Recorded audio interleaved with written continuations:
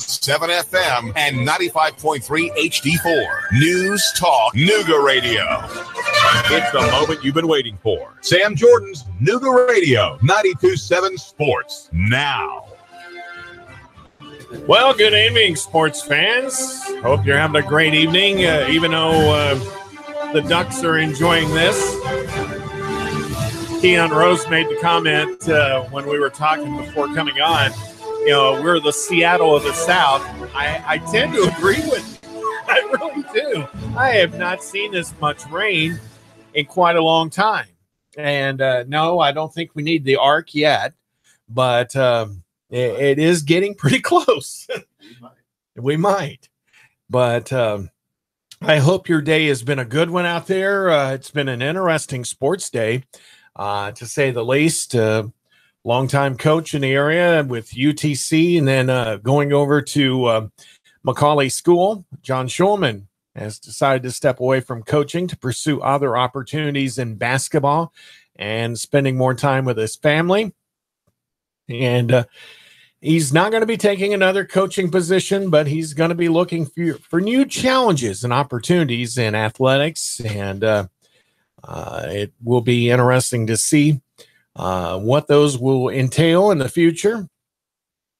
First heard about this earlier this evening during our simulcast with News 12 Now, and they were reporting on the story with Coach Schulman. So best wishes to him. He had 4 successful seasons at the helm as the varsity basketball coach at Macaulay, compiling a 132 record. That's 100 wins and 32 losses over those 4 seasons. So do the math. He only lost 8 times on average in a season. That's pretty good at the high school level or at any level for that, and averaging 25 wins in a season. They got into a state championship game. They also got into the semifinals and various championships at basketball tournaments. So Coach Schulman stepping down and doing it on his own terms, and that's good. He's got a son that is going to school in college, and hopefully he'll be able to catch some of those games. I know I hated it, being on the road all the time with doing ball games or being a coach with my kids up in Pennsylvania. But, you know, it's one of those things you just got to figure out what the priorities are in life. And I'm sure the Blue Tornado basketball team will find someone that is very competent and capable of taking Coach Schulman's place. Macaulay has been ranked as one of the top basketball teams in the state. And several of the players that Schulman has been able to play basketball in college, including his oldest son, Max, who is completing his freshman season at the University of Alabama, Huntsville. And they still have 2 other sons currently attending Macaulay, junior Tanner and 6th grader JC. So it's great to see, like I said, someone being able to step aside on their own terms and, you know, getting the priorities straight, not being forced to step down or anything like that. But national search is underway for a coach to succeed Coach Schulman for the 2018-19 season and build upon that success and solid foundation established over the last 4 years with Coach Schulman. All right. If you are a UTC fan out there, we're not just all UTC talk here, you know, with their sports, but since they are here in town, we do try to talk about them a little bit. The women's basketball team is going to be opening play tomorrow against number 6 seed UNCG, or for us old folks that know them as North Carolina Greensboro, at the U.S. Cellular Center over in Asheville, North Carolina. UTC and UNCG have met 50 times, with UTC leading the series 43-7. UTC is 7-1 against the Spartans in the Southern Conference tournament after falling to them in the semifinal round of the 2000 tournament, losing 73-67. UTSC has won the last 7, including a 73-53 decision last year. Now, here's the one fact here that I did not know. And after hearing Coach Jim Foster earlier this evening on the sports with Rick Nyman there with News 12 Now Sports, pretty confident, not necessarily cocky, but just very confident, Coach Jim Foster. UTC's women have won the conference tournament the last 5 times in a row. The Mocs posted a come-from-behind win over Mercer to win the title last season. Now, Kiana Gilbert, she will not be in the lineup in this game coming up against UNCG, but they've got enough competent and capable players on the ladies team that they just kind of fill in and they find that hole to fill. So, and knowing Coach Foster, he doesn't have to speak to them that much. I also understood that a couple of the assistant coaches have been out on the floor trying to work with them on certain types of plays and everything. So you never know what's going to be up the sleeves of Coach Jim Foster with the Mocs women's basketball team. So you can catch the action with GoMocs.com. Also, I believe, if I'm not mistaken, they will have that available, let's see, on ESPN3. And, of course, you can catch it, the game on the radio over on Real 96.1. Keon, remind me, who is the voice of the Mocs women's games? Larry? I know JR is the one for the men's. Yeah, Jim Reynolds. Let me go ahead and get this for you. I know it's Larry something, and please forgive me if you're listening, Larry. But anyway, you can catch those games either through GoMocs.com or through Real 96.1 FM. But wish the Mocs women's basketball program very much success, and hopefully they can get their 6th straight. Big bullseyes on the back of those young ladies. And, when you had a successful program such as the Mocs women's program, it is hard to go down in defeat. It's a tough road, but, from here on out, it's one and done. So Coach Jim Foster has had a very storied career and has helped the Lady Mocs, or I should say the Mocs women's basketball program, to be a very successful one. The men's team will be underway beginning Friday night with Samford. Samford is ranked 7th. UTC is ranked 10th. And, Samford and UTC, they've split their season, head-to-head contest and everything. And so it will be interesting to see what happens. What is it? Ward. Larry Ward? Yes. Larry Ward is the voice of the Mocs women's program. So, if you get an opportunity, check it out.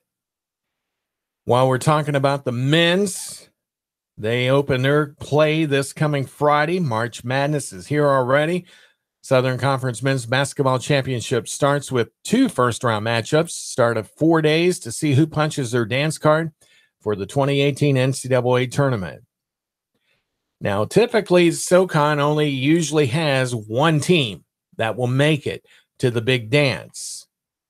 Occasionally, a rare occasion, you might see a second one, but generally, if there's anybody else decent out of the SoCon, NIT will come a-calling. But the Mocs matchup with Samford Bulldogs will be at 7:30 p.m. following the Citadel and VMI at 5 p.m. The Mocs and the Bulldogs winner moves on to face East Tennessee State Saturday at 6 o'clock. That leads to the semifinals on Sunday with either Furman or Western Carolina at 6:30 p.m. Title tilt is Monday night at 9 p.m.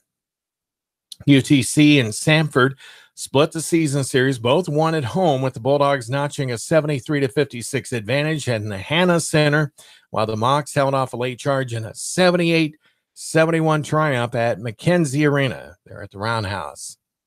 Latter matchup was notable for more than just the win. Junior McKindy London had a monster performance with 21 points, 19 rebounds.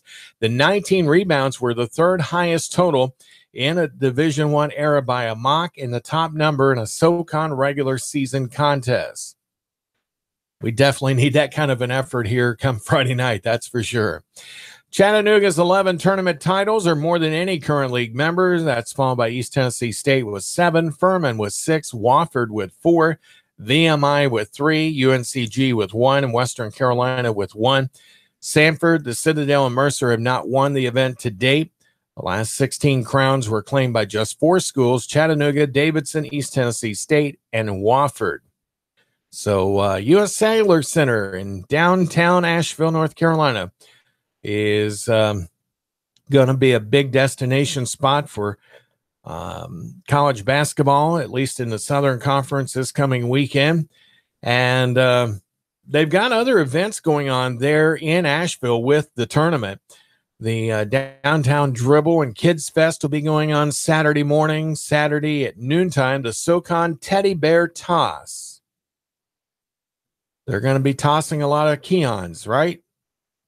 I'm just kidding. I like picking on him.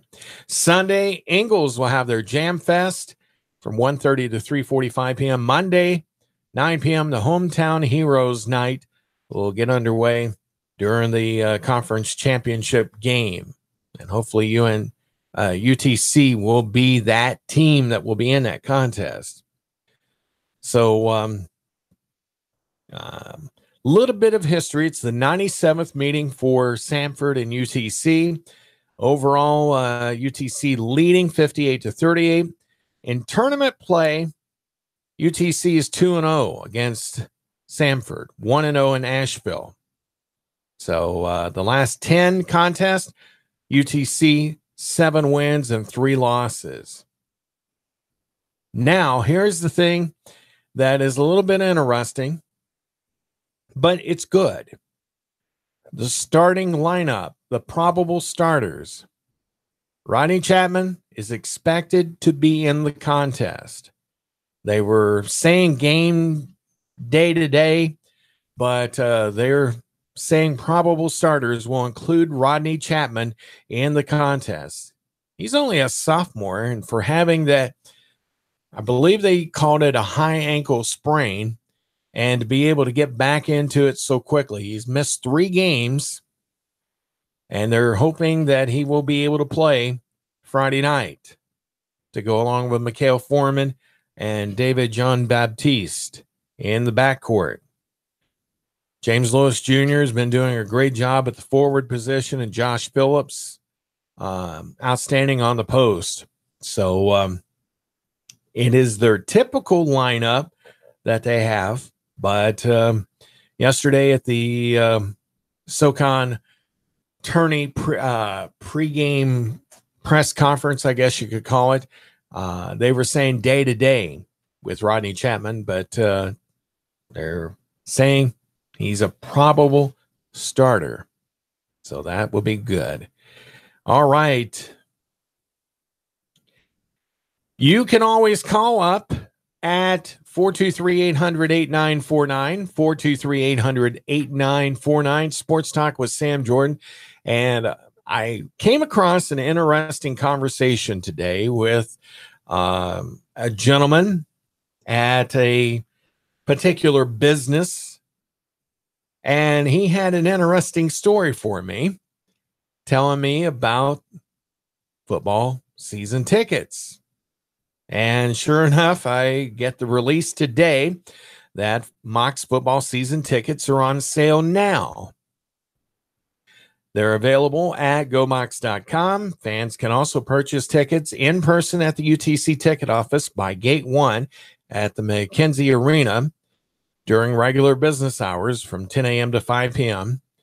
They've got 5 home games on the 2018 home schedule, beginning with a Thursday night season opener against Tennessee Tech on August 30th. UTC hosts Samford on September 22nd, Wofford on October 6th.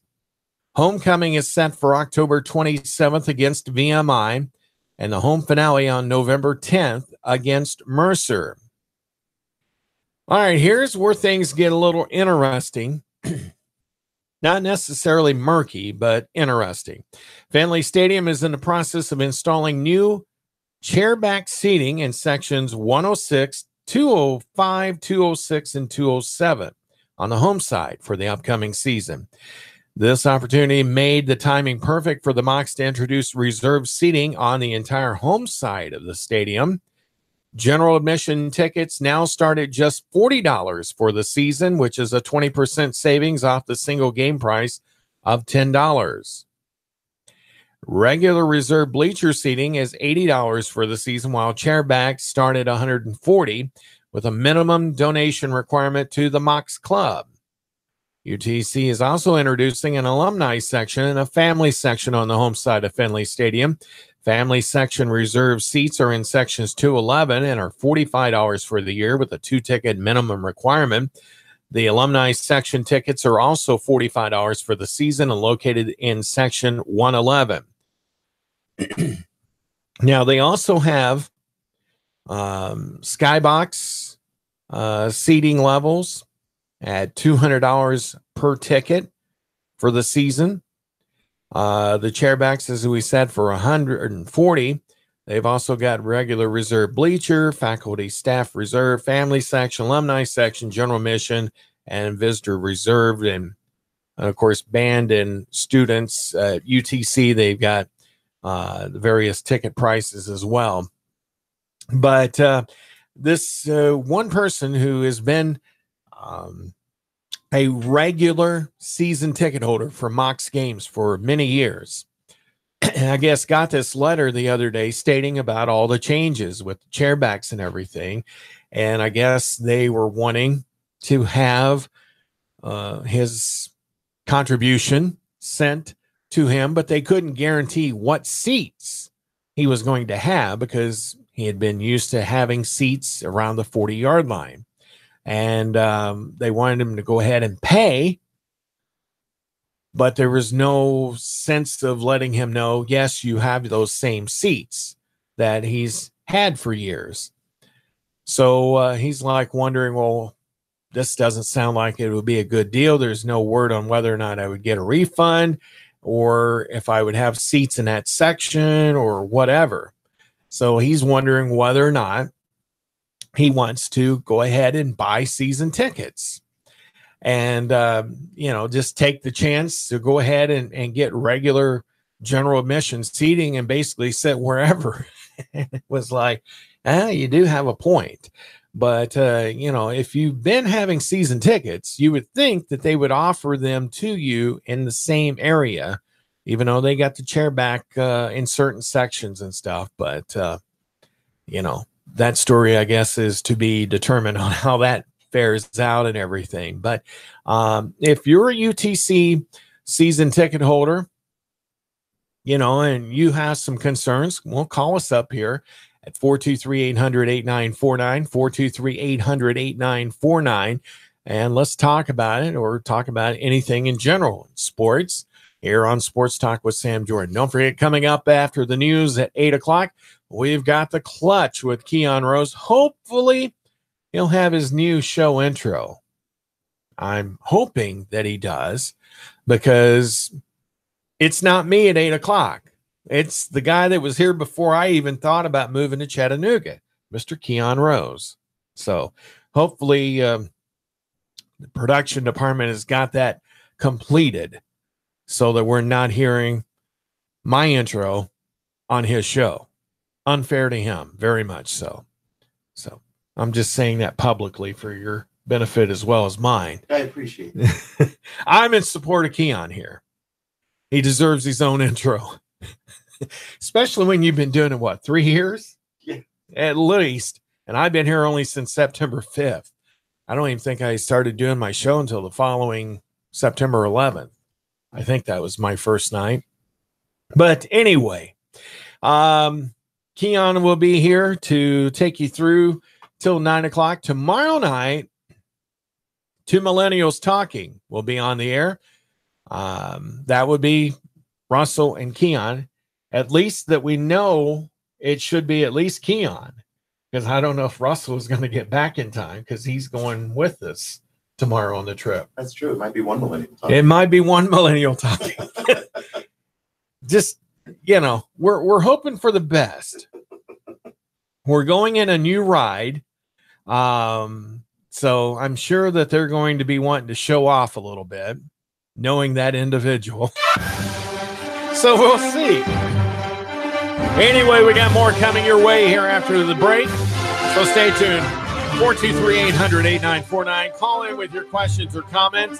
Sports Talk with Sam Jordan on Nooga Radio.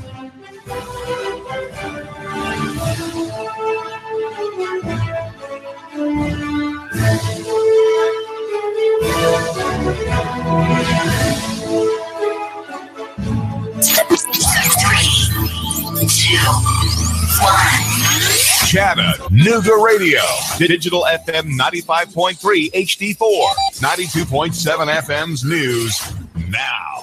They got him. 18-year-old David Ballard was charged with aggravated riot, felony reckless endangerment, alteration of a weapon, and unlawful possession of a firearm. He is accused of taking out a gun during a fight inside the mall on Saturday. Police initially responded to a report of shots fired at Hamilton Place, but later discovered that a shot had not been fired at all. The trial for Jonathan Walker is underway, with opening statements yesterday, including witness testimony, and new evidence was shown for the first time to the public. The defense maintains a second vehicle may have been involved, an angle they say the police did not thoroughly investigate. Packages addressed to the food bank board members containing white powder were delivered to the food bank's main office. They immediately evacuated and called police. The white powder was baking soda. Val St. John for Nooga Radio, News Talk 92.7 News Now. Traffic, news, and information. Nooga Radio. Digital FM 95.3 HD4 and 92.7 FM. Expect fair to partly cloudy skies to continue through your nighttime. Cold overnight, lows mid and upper 20s. Now for your Wednesday, look for some sunshine with a breeze out of the north, though. Light cold, highs up around 40 with more mainly dry and cold weather expected through Friday. Celebrate the new year with Dixieland Fireworks, locally owned with the largest selection around. A Black Hat dealer with the lowest prices in Dixie. Dixieland Fireworks, just off I-75 on Ringgold Road, East Ridge. And I'm Sworn Team 12 Chief Meteorologist Patrick Core. Chattanooga Morning News with Russ and Val. Weekdays from 6 to 9 a.m. on Nooga Radio, 92.7 FM. J.R. Masonry in Chattanooga salutes the men and women of our armed forces. Let's remember them by continuing to donate blood for our returning injured military. Be a silent hero and give blood today. This reminder is from J.R. Masonry in Chattanooga. Family owned and operated for anything stone and all your masonry work. Call J.R. Masonry at 423-829-0355. They're on the air reminding everyone that we live in the land of the free thanks to the brave. Oh, man, rush. I've got to get stuff for the party. Where can I go that's going to give me a wide selection of beer, wines, and spirits? Oh, I got it. I'll go to Harry's Wine and Spirits, Signal Mountain. Maybe East Brainerd Wine and Spirits in East Brainerd. I could go to Riley's Wines and Spirits in Hickson. Wow, look at the huge selection in here. Look at these great prices. Amazing. Oh, yeah, I'm going to find something for my lady, too. I'm going to make this party a success. Make your party a success when you stop in at Harry's Wine and Spirits in Signal Mountain, East Brainerd Wine and Spirits in East Brainerd, and Riley's Wine and Spirits in Hickson. Mom's stew pot, her exercise bike, her bookcase of cheap novels, Mom's estate. Oh, just call Dan. He'll sort, organize, clear out, tag, sell, and in a few days, hand you a nice check. 314-4034. 314-4034. In this moment, who has your back? Do you know the name of your insurance agent? Does your agent know your name? Or would you call a 1-800 number that connects you with whom? Another state? Another country? Get a local independent insurance agent with Auto Owners Insurance. Someone you can call when bad stuff happens. In this moment, get an agent who will protect you in that moment. Let Goss Insurance in Chattanooga help you today. GossInsurance.wordpress.com. Goss, representing Auto Owners Insurance, the no problem people. GossInsurance.com. Goss. GossInsurance.com. Representing Auto Owners Insurance, the no problem people. 875-2500. 875-2500.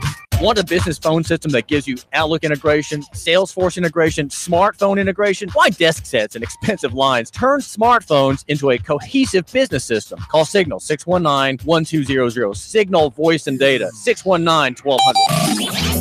Nooga Radio, digital FM 95.3 HD4 and 92.7 FM knows your opinion is important. So call 800-8949. Agree or disagree? Call 423-800-8949. 800-8949. Nooga Radio, 92.7 FM and 95.3 HD4. News Talk Nooga Radio. It's the moment you've been waiting for. Sam Jordan's Nooga Radio, 92.7 Sports. Now. Thank you very much, Thomas Magdemoog, and welcome back to Sports Talk with Sam Jordan here on Nooga Radio, 92.7 FM, 95.3 FM HD4, and of course, NoogaRadio.com. Tonight we're just on YouTube live only. We're not on Facebook tonight, but we'll hopefully have that here tomorrow night. We just had a couple other things that we were doing and just did not utilize that. Want to remind you out there, University of Tennessee Chattanooga senior and 184-pound wrestler Bryce Carr was named the Southern Conference Wrestler of the Year as of today out of the league office. And the honor was determined by vote of the conference 8 head coaches who were not allowed to vote for their own wrestlers, which that's typical and that's fair. Carr is the 2016-17 league champion at 184, is ranked number 12 nationally with an overall record of 23-5, and was perfect in SoCon action with a 7-0 record, and he's 11-4 in duels and is tied for the league lead with 7 pins. So pretty good. Seniors from Dublin, Georgia. Was named the SoCon Wrestler of the Week twice this season and earned the honor in Week 1 competition and on January 3rd as well. After going 5-1 and finishing 3rd overall in the Southern Scuffle, Carr has 6 major decisions and 3 tech falls thus far in the year, and is the 8th mock to earn Southern Conference Wrestler of the Year honors since the award began in 1993. UTC's 8 winners are the most in league history, outpacing Appalachian State with 7 and VMI with 6. Mike Pinegrass, his teammate, also a senior, is ranked number 33 nationally, was named all-conference at 141 pounds. He is 16-10 overall with 5 major decisions and 3 tech falls. The senior is from Milford, New Jersey, coming off a 2016-17 redshirt season. So that's pretty good. Got all the needed rest that helped him have a great senior year. Now, as a junior in 2015-16, Pinegrass was 22-6 overall, earning in a large bid to the NCAA tournament. Pinegrass finished the 2017-18 regular season a perfect 6-0 in SoCon duels, helping the Mocs finish second in the SoCon with a 6-1 overall record.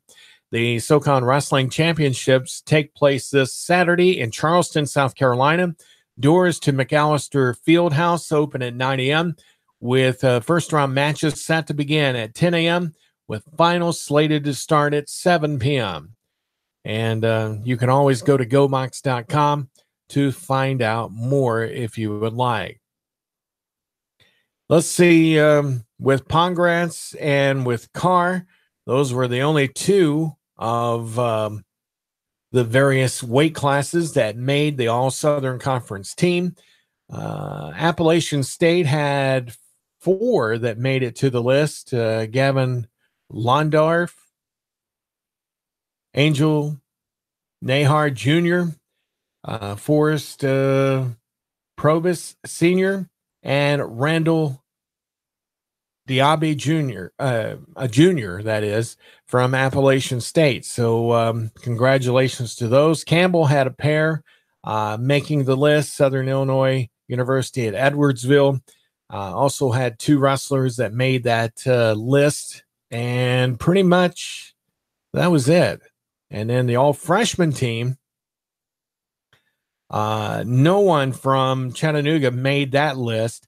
Appalachian State had 4.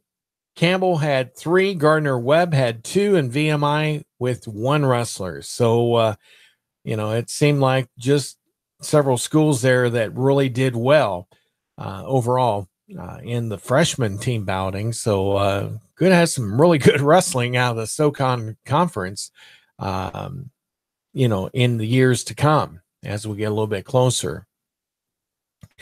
The CFC, Chattanooga Football Club, is going to be hosting the Seattle Sounders under-23 team in exhibition play in May. That is set for May 12th, and that will be in the friendly confines of Finley Stadium.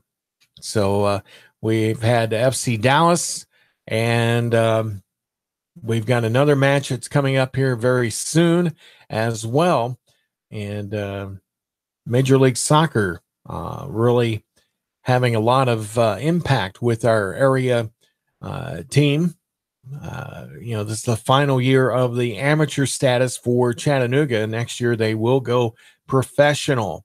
So congratulations for Chattanooga Football Club getting their final preseason friendly of the 2018 season. That will take place when the boys of blue will welcome the Seattle Sounders under-23 team to Fort Finley Stadium.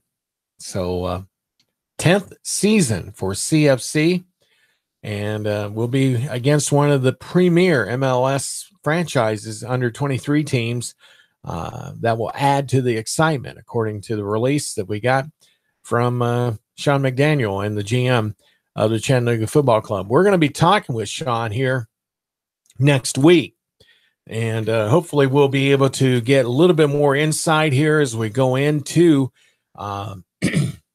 CFC season.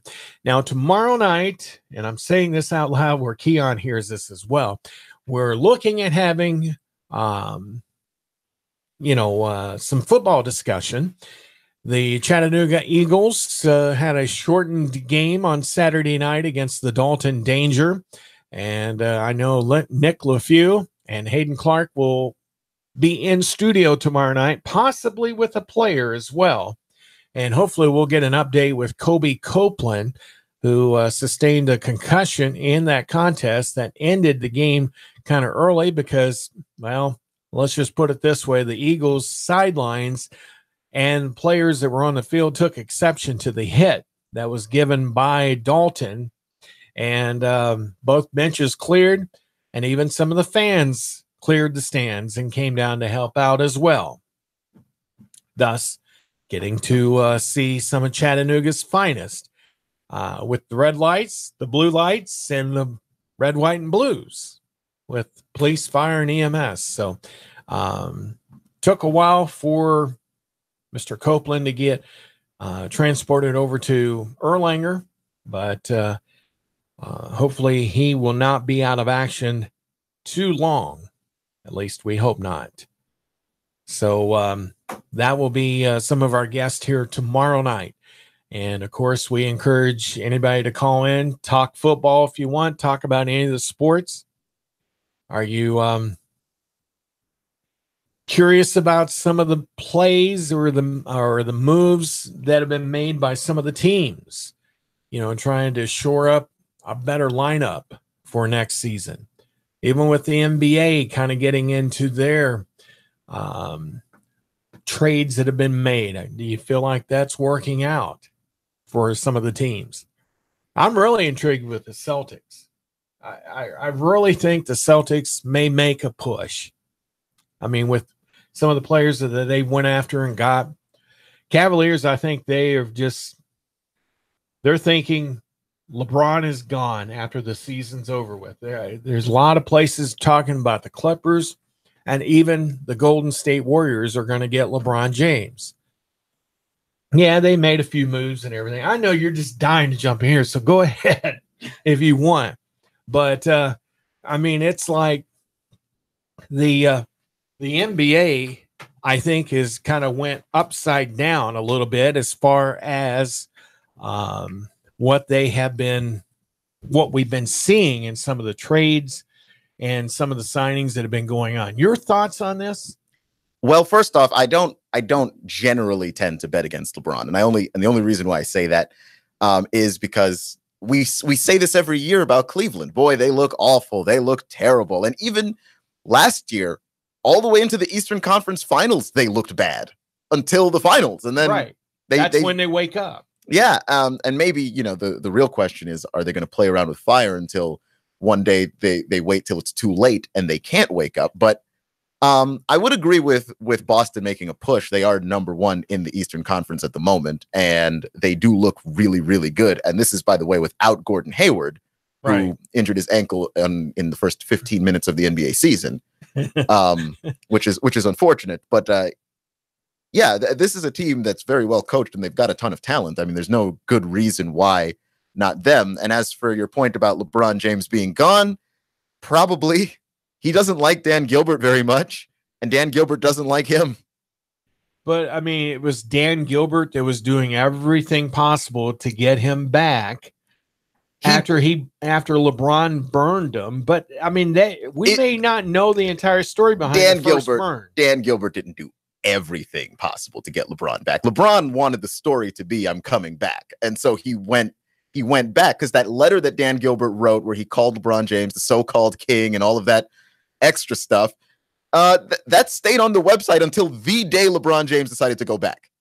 I mean, this is they don't like each other, and the reason why LeBron James continues to sign every single year 1-year deals is essentially to not wind up in the position that he was in the first time, where he's asking for help and he can't get it. Essentially, he tells Dan Gilbert, "Look, you get me the players that I need to help you win a title, or I walk." Yeah, that's it. That's more or less it. But do you think LeBron? You think the probability is him to come back maybe one more year and say to Mr. Gilbert, you know what, if you don't get us the people that we need to support what we're trying to get done here, it's not the coach, that is making this team happen. Yeah, I mean, he's the figurehead that, figures out who's going to be in the line. And really, I don't even think he does that. I think LeBron says, all right, it does feel that way. Tyronn Lue is only the head coach of the Cleveland Cavaliers because LeBron James wants him to be. Right. And it's only in you're helping me out here by doing this favor by being the coach. It's more of a figurehead status than it is anything else. It's not like he really earned it to be a head coach in the NBA. No, he just happened to be the assistant head coach when David Blatt got ran out of town by LeBron. Right. So yeah, I think that LeBron could possibly come back. I'm not saying like it's a done deal. Dan Gilbert did hire Kobe Altman to be the GM of Cleveland, and he's done a very good job of getting players, of noticing, okay, the Isaiah Thomas thing is not working out. No. They shipped him out of town and replaced him with Jordan Clarkson. Maybe not a better player, but a better fit for Cleveland. And they made a whole bunch of moves like that at the trade deadline. But who do you think out of the Clippers or the Warriors will get LeBron? If the Clippers get him, I think it would balance the Western Division quite a bit because of how well Golden State is. I think that if they get LeBron, Golden State that is, it's like it's going to be Golden State and Boston that we're going to see in the NBA Finals for years to come, instead of Golden State and Cleveland. Possibly. I mean, I think the Clippers have a better shot of getting LeBron. Really? Only because LeBron understands his legacy, and the Warriors, going to the Warriors with that team already having Klay Thompson and Steph Curry and Draymond Green and Kevin Durant, you go there, the legacy is shot. People will always remember that you went to the team that was the most loaded in the NBA, and LeBron knows. He knows the stories. But it's almost slapping both cheeks of Cleveland Cavalier fans in Cleveland and Mahoning County, Ohio. Right. It's like, that was our biggest nemesis when I was there the second time, and I've left Cleveland. Now I'm with the team that I know is going to win. And it's like, boom, boom, boom, slap, slap, slap. Well, yeah, I don't think LeBron wants to slap the fans, though. I think really it's just Dan Gilbert. Yeah. If LeBron James could find a way to win a title in Cleveland in such a way that Dan Gilbert also didn't win one, he'd do it. Yeah. He'd absolutely do it. But that's why I think he will probably stay on another year and say the ultimatum. He'll probably put an ad out in the Plains Time Dealer that says, letter to Dan Gilbert, give me this, and this.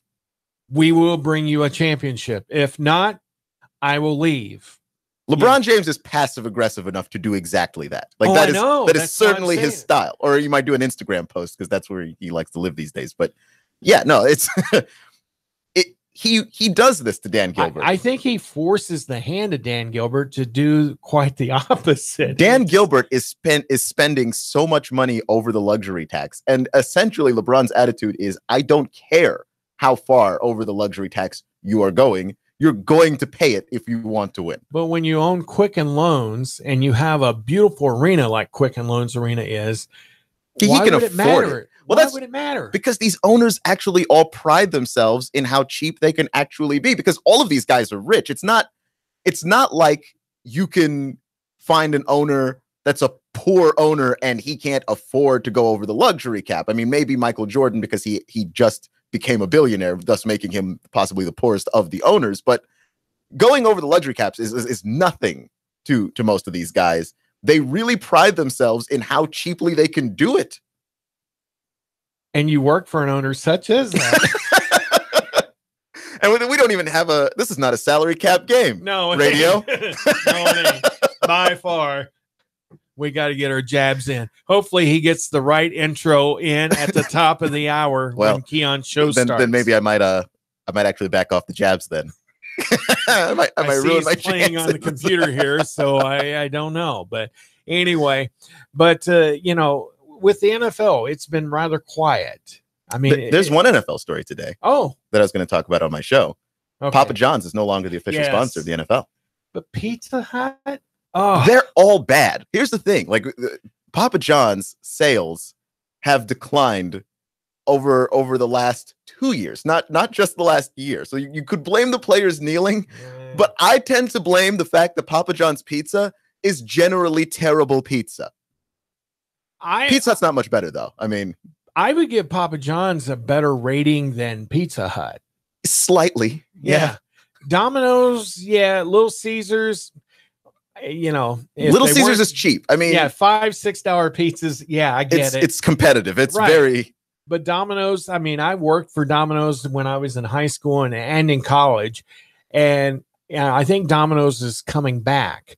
But I worked for them in college when they started changing their recipe, right? And trying to make their food edible. Right, because it wasn't before. Cardboard. Yeah. It actually tastes pretty good now. Like I actually eat Domino's pizza now, but yeah. But it's like Mike Ilitch that owns the Detroit Tigers, and he also owns the Red Wings as well. Right. I don't know if he owns the Pistons. I don't believe he does. I think it's just baseball and hockey. But Domino's is really coming back. I mean, even though they're just showing the domino, they're not even mentioning the word Domino's or anything like that. It's a strong rebranding. Yes, it's almost like Dunkin' Donuts just went to Dunkin'. They dropped the donuts part because they're more than just donuts. Which most people call them DD.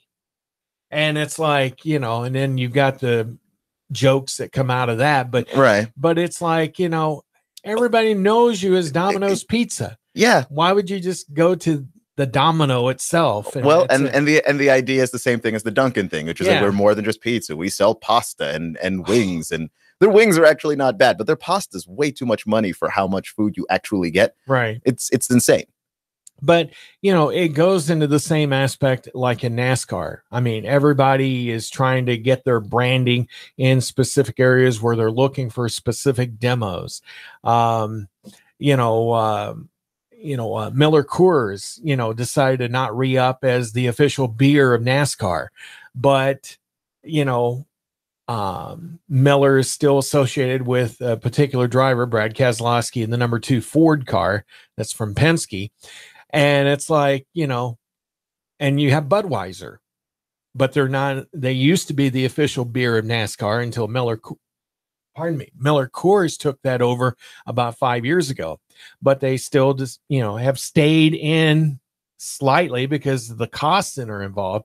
I mean, to be a sponsor in a NASCAR team is like many, many millions of dollars. Yeah, it's still a lot. And if you're tied in with the national part of it and being the official whatever of NASCAR, you're paying a lot more than that than just being a sponsor with a team. It's just like with the NFL.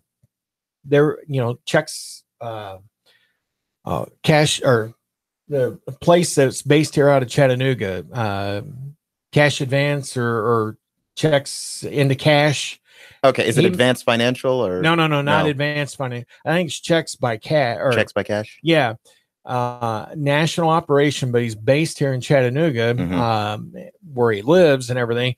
He decided to pull out his advertising with the Titans because of everything that was going on. He made that announcement after the first week or two of the season after it got underway, and a lot of people commended him for doing that. Sometimes it ends up being a political thing, where they pull this, but, some, like you said, maybe disguising this opinion, not just on the politics, but because they keep losing money. Yeah, and then you just use it as your opportunity to just back away. Hey, the Clutch with Keon Rose is coming up after the news, hopefully with his new intro. Hopefully. But until then, we'll talk to you later on. Have a great one, folks. CBS World and National News is next. Good night. Chattanooga Morning News with Russ and Val. Weekdays from 6 to 9 a.m. on Nooga Radio, 92.7 FM. 3, 2, 1. Chattanooga Radio. Digital FM 95.3 HD4. 92.7 FM's news now. Terror in Dalton. Police teacher who's accused of firing one round of ammunition through the window of a classroom after barricading himself inside. Mr. Jesse Randall Davidson taken into custody. He had been a social studies teacher at the school since 2004. No students were hurt. Everyone was evacuated quickly and taken to the Northwest Georgia